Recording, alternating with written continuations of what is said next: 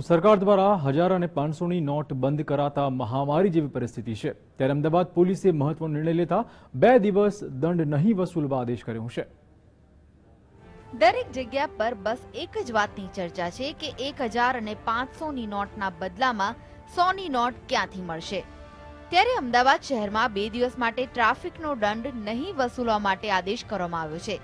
એક તરફ લોકો પાસે શાકભાજી ખરીદવા માટે છૂટા પૈસા નથી હોતા, ત્યારે દંડ વસૂલી લોકોની મુશ્કેલી વધારવી યોગ્ય નથી, જેથી 2 દિવસ દંડ નહીં વસૂલવા માટે આદેશ કરવામાં આવ્યો છે કે 2 દિવસ માટે લોકોને આપણે એવું સમજાવીએ કે ટ્રાફિક બ્રાન્ચ 2 દિવસ માટે આપને સમજાવે છે, આપને મોનિટરી દંડ નથી કરતું।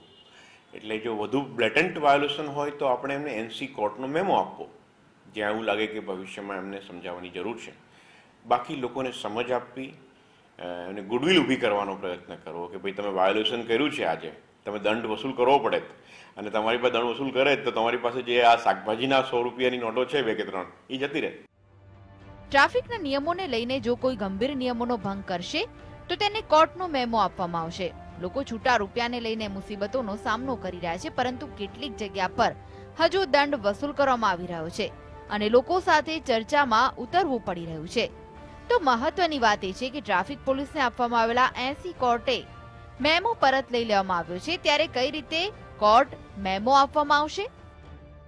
છૂટાના લીધે બહુ તકલીફ પડે છે। 100 રૂપિયાનો મેમો આલવાનો હોય તો 500ની કાઢે છે અને 500 તો બંધ જ થઈ ગયા એટલે બહુ મુશ્કેલી બહુ આવે।